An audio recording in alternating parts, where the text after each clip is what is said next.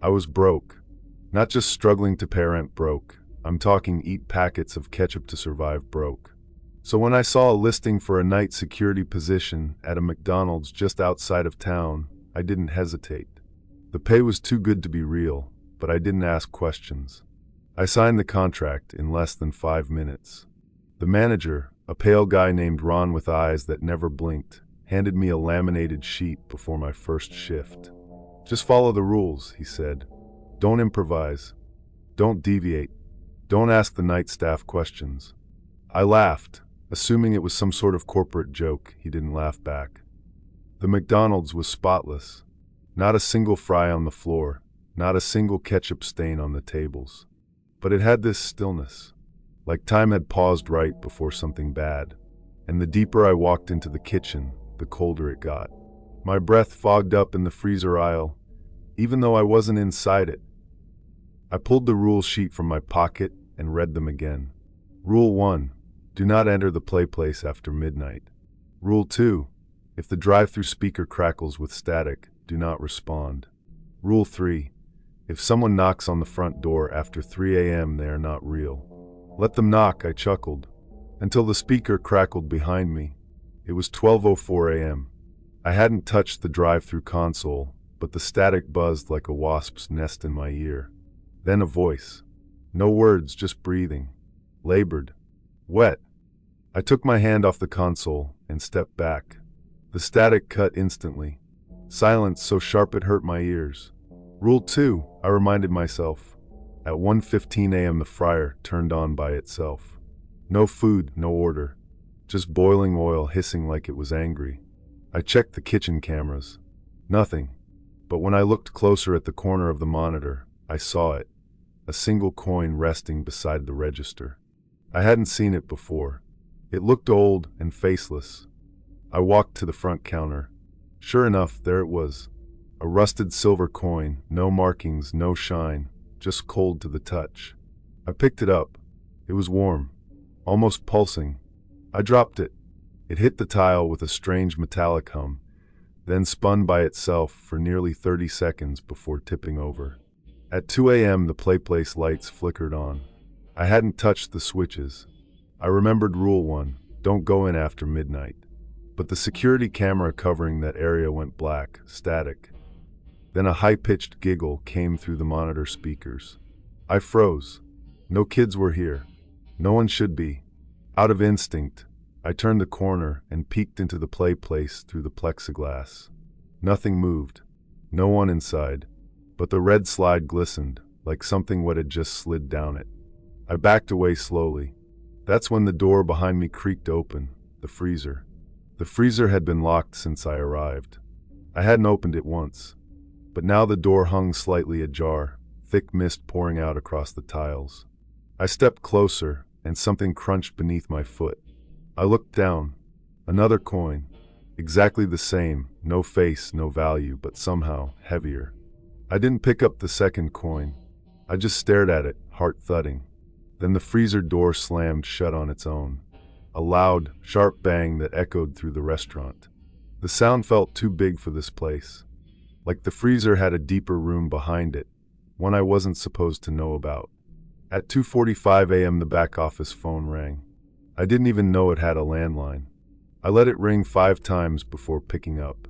"Security," I said. Nothing. Just the soft hum of static. I was about to hang up when I heard it, a child's voice whispering, "You forgot Rule 4. Then the line went dead. I flipped the rule sheet. Nothing on the back.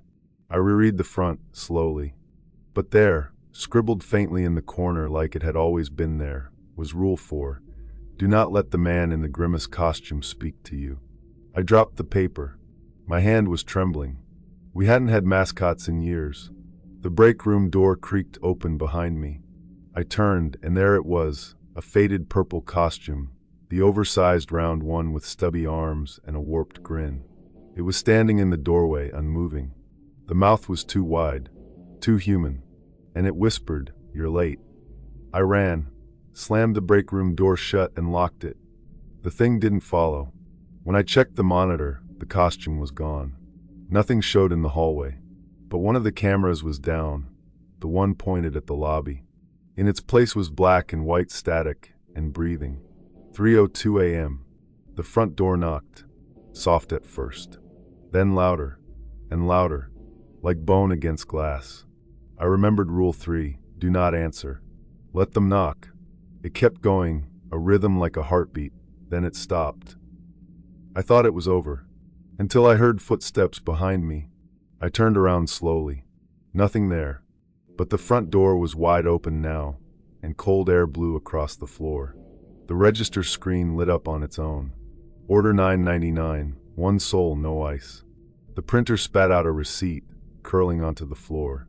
Another coin rolled out from under the counter. I reached for the receipt.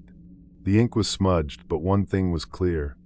Served before sunup or served forever. That's when the fryer roared back to life, hotter than before. Something in it was moving, bubbling. It wasn't oil. It looked like flesh. I backed away from the kitchen. The lights above flickered in triplets, on off, on off, on off. The temperature dropped again. I could see my breath. Then, on the floor beneath the drink machine, a new object appeared, the child's red shoe. Soaked. Facing me. I couldn't breathe. I wanted to leave, but the exit lights were off and the doors wouldn't budge. I pulled my phone, no signal, no clock. Just the home screen frozen, at 3:17 a.m. My watch said the same. Time had stopped. Except for one thing, the knock at the drive-through window. I didn't want to check the window, but my body moved like it wasn't mine. Step by step, drawn to it. The metal slid open with a hiss, and no one stood there. But in the space between the window and the parking lot, suspended in midair, hovered a rusted silver coin. Spinning. I slammed the window shut. It bounced open. I shut it again. Same thing. The coin fell, landing with a dull clink on the sill. Then I heard it, that same child's giggle, echoing from the play place. Only now it was closer, like the plastic tunnels had grown longer and reached into the walls. I grabbed my flashlight and turned it toward the kitchen. The reflection on the fryer wasn't mine. It moved half a second slower. Then it smiled wide, cruel, and mouthed something. I couldn't hear it, but I knew the shape of those lips. You're next. The lights surged once more, and the register beeped again. Order 1,000, one body, no sauce. I pulled up the cameras. The place cam was active again. Inside, someone sat in the ball pit. Just sitting, not moving. The image flickered, then showed the same person sitting behind me. I turned. No one. The office was empty, but the walls felt tighter now, like the building was breathing, slowly, heavily. I heard the coin roll across the tile behind me. I didn't look. I couldn't. I just whispered, "What the hell is this place?" A voice whispered back, "It's always been here." I didn't recognize it. It wasn't male or female, just tired. Endless. Like someone who'd watched too many shifts, too many guards. "We warned you, but you broke the fifth rule." There was no fifth rule, until I checked the sheet again. Now scribbled along the bottom edge in shaky red ink, Rule 5, never read the receipt out loud. I had, back in the kitchen, word for word. I felt a pressure behind my eyes, like something was pushing from the inside, trying to see out of me. The fryer gurgled violently, then shut off. The smell of burnt hair filled the room. On the monitor, the lobby camera finally flickered back on.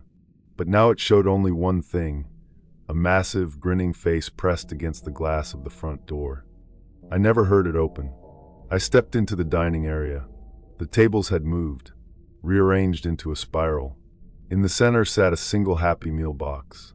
No name, no toy. Just one item inside, another coin. This one was different. On its surface, scratched deep, were 4 words. "You owe us now." Suddenly, every screen turned on, menu boards, registers, fry timers. They all displayed the same thing, a live feed of me standing alone, holding the coin. Except in the reflection, I wasn't alone. Something tall stood behind me, mouth wide, smiling with too many teeth. I dropped the coin. The second it hit the floor, all the screens went dark. The silence hit like a punch. No buzzing lights, no machines, not even my own breath. Then, faintly, the sound of a chair scraping across tile.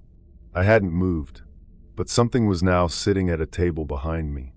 I turned slowly. The Grimace costume was back, slouched at table 7, its head tilted. In front of it sat a full tray, fries, a burger, a child's drink.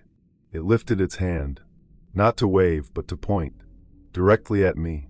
The tray rattled as if something invisible slammed its fists on it.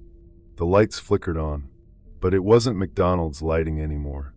Everything was tinted red, like I was inside a warning light. The costume vanished in a blink, leaving behind an opened Happy Meal box. Inside, folded tightly, was a receipt, burned at the edges. My name was on it. I didn't remember ordering anything, but there it was. Order 1001, night guard. Cooked medium. Served to guest in room 6. There was no room 6 here. Not in the blueprints I saw. Yet the back hallway, where the mop closet used to be, had a new door.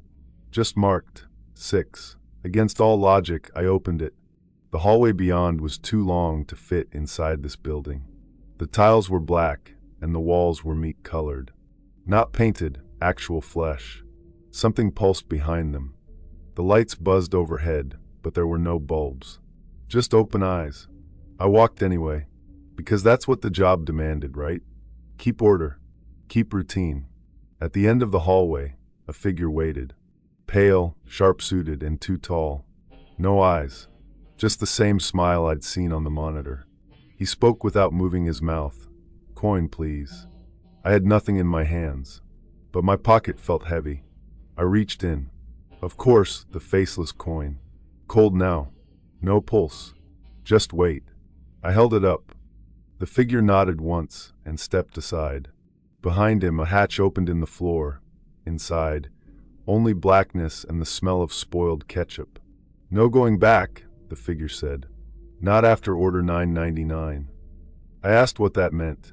He tilted his head. You fed them. Before I could ask more, the hatch slammed shut and the lights cut out again. When they returned, I was standing in the freezer, alone, shivering. Back where it began, I ran for the exit. Still locked, the clock still frozen at 3:17 a.m. But on the wall now, where the rules had once hung, was a new plaque. Gold-edged, etched in thick, dark red. Congratulations on completing your first shift. Return tomorrow. We've prepped the grill. On the front counter, waiting for me, was a new rules sheet. Longer this time, thicker paper, but at the top, in bold letters, it said, "You are now part of the menu." And just below that, in smaller type, Rule 6, never ever quit. The silver coin spun quietly beside it, without anyone touching it. The new rules sheet was 20 items long, some scratched out, others written in what looked like bone. I scanned the first few. My heart dropped. Rule 11. If the fry cook offers you a ride home, decline. He's been dead since 1996. Rule 12. Never say I'm hungry out loud. They listen. I didn't want to read the rest. Not yet. The building had stopped pretending to be a fast food restaurant. The walls breathed subtly. The floor occasionally shifted beneath my feet. I sat in the break room to calm down. A chill ran through my spine. Then I noticed something new, a second uniform hanging behind the door. Same style as mine, but decades older. Stitched into the chest was a name tag, Wendell. I didn't know any Wendell. As I stared at the uniform, the intercom crackled on. No one touched it. Through the speaker came a distorted voice. Wendell, clock in. Then static. The lights in the hallway turned green, one by one, leading back to room 6. But when I checked the mirror, I wasn't in the reflection. That's when I saw him. In the reflection, sitting where I sat, wearing the old uniform. Moving like I was, but different. Slightly off. His smile lingered too long. His eyes blinked out of sync. When I stood up, he didn't. He just raised one hand and waved. I ran out, past the empty booths, past the flickering fryer. The restaurant was stretching again, impossibly large now. A hallway behind the ice cream machine had appeared, lit with swinging red bulbs. I shouldn't have gone in, but curiosity overrules survival sometimes. A hallway behind the ice cream machine had appeared, lit with swinging red bulbs. I shouldn't have gone in, but curiosity overrules survival sometimes. At the end of the hallway was a vault door. It was open just a crack. I peeked inside. Rows of shelves lined the walls. But instead of food, they held memories. ID cards, name tags, shoes, wallets, all tagged with shift numbers. One caught my eye, shift number 1, Wendell H. 1996 below it, the coin. It wasn't the same as mine. His coin had a crack down the middle. And when I touched it, I saw something a flash. A man screaming in the freezer. Locked in, pounding on the door as a fryer timer ticked louder. And behind him, something watching from the vent. I pulled my hand back. The coin pulsed once and fell still. The shelf now had a new slot forming, slowly carving itself in the metal, labeling itself in real time. Shift number 413. My name. In progress, the coin in my pocket began to heat up, burning through the fabric. Suddenly, alarms blared. The real kind. Fire? Break-in? No. It was 4 a.m. But that wasn't possible. I hadn't seen time move all night. The cameras glitched. Static screamed. The golden arches outside flickered, turning red. The speakers boomed one phrase on loop. Final order inbound. I rushed to the front doors. They were gone. Not locked, gone. Just a smooth wall where the entrance had been. Even the parking lot outside had disappeared. The golden arches now floated in an endless black void. Beneath them, something massive shifted, like an ocean made of shadows. Rule 19 now pulsed on the rules sheet, written in a deeper red. Do not engage the arches. Whatever that meant, I wasn't going to find out. Inside the freezer stood every employee I'd seen in the footage, frozen mid-scream, mid-step, mid-breath. Their eyes wide, their mouths open, all pointing toward the back wall. And on that wall, etched in frost, was a familiar phrase. You are what you eat. The lights blinked once, then I was standing in the play place again. Alone, but not quite. The plastic tubes groaned. A child's voice echoed, "Come find me, or I'll come find you." I looked up. A pair of pale hands gripped the tunnel entrance. Not a child's, not even close. I backed away, but the floor turned to tile. Then grass. Then tile again. The building was folding in on itself, walls shifting, fryers upside down on the ceiling. My coin rolled across the warped floor, circling a drain that hadn't been there before. It was glowing red. I followed it. What else could I do? The drain opened, stretching wider like a mouth. The coin dropped in. So did I. I fell into heat, into screaming, into 1,000 drive-through voices overlapping. Welcome back. Welcome back. Welcome back. I landed hard. Somewhere deep. A basement? A cavern? The walls were lined with McDonald's toys, old, warped, melted. They watched me, some twitching. In the center of the room stood a table. One Happy Meal on top. No fries. No burger. Just the coin. And a note. Feed the arches. Or be fed to them. Something massive slithered in the dark. I could feel the grease in the air. Hear bones crack under weight. Then finally footsteps. Slow. Measured. I turned. There was a clown. Not the clown. Worse. Its eyes were sewn shut. Its mouth hung open. It smelled like old oil and teeth. The clown extended its hand. Inside, a manager's badge. My name was already engraved. As I reached for it, something inside me whispered, "You'll never leave if you take it." I hesitated. The clown tilted its head. Then slowly it began to cry. Greasy black tears. I snatched the coin and ran. The exit appeared behind me, a red-lit corridor lined with old menu boards. Each one showed a version of me, sleeping, rotting, laughing.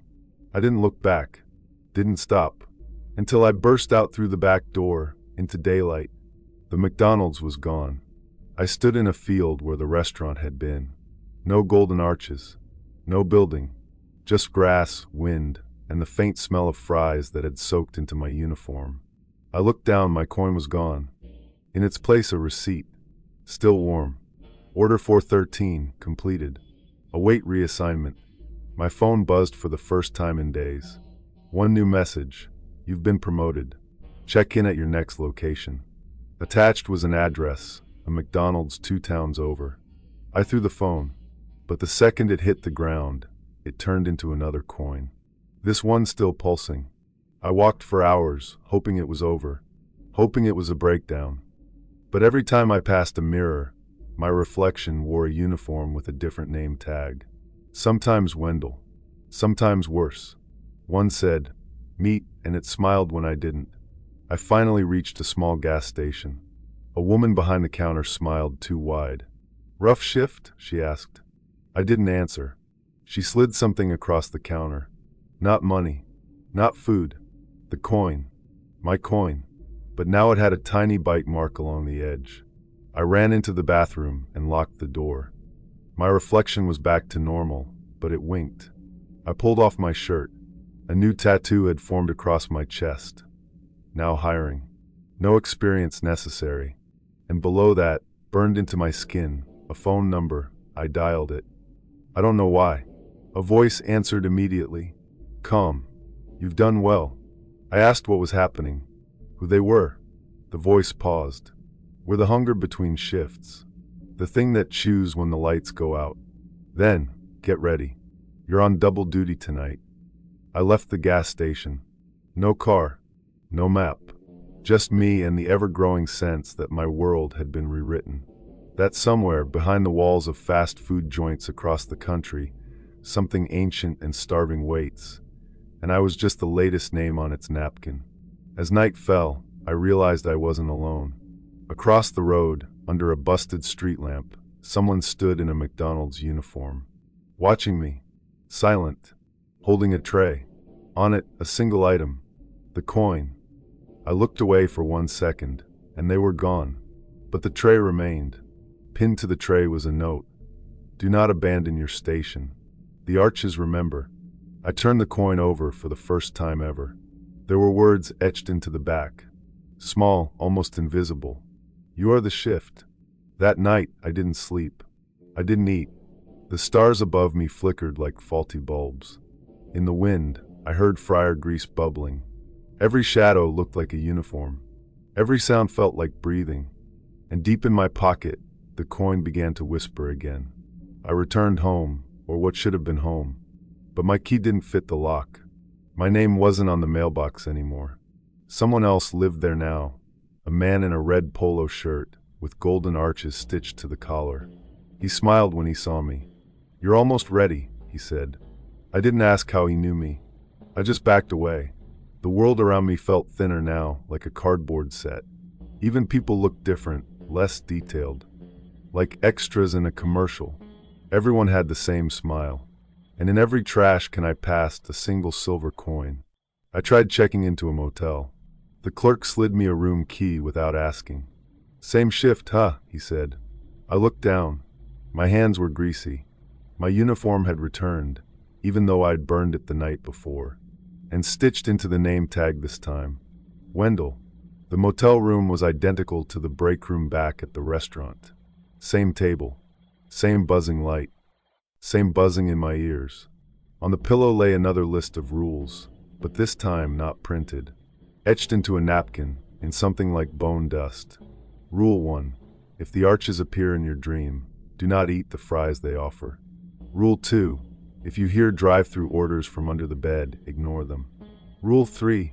Don't check the mirror at 3:33 a.m. And Rule 4 was blank.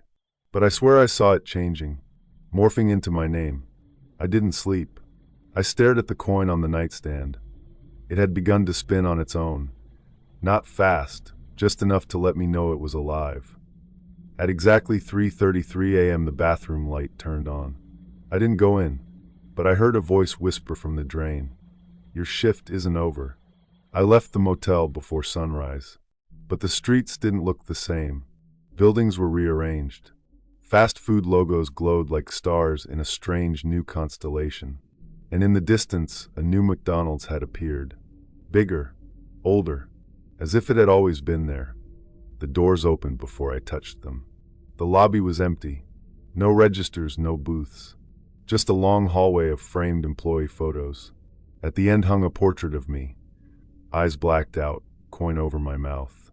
Underneath, employee of the forever. I turned to leave, but the building groaned. The walls pulsed with warmth.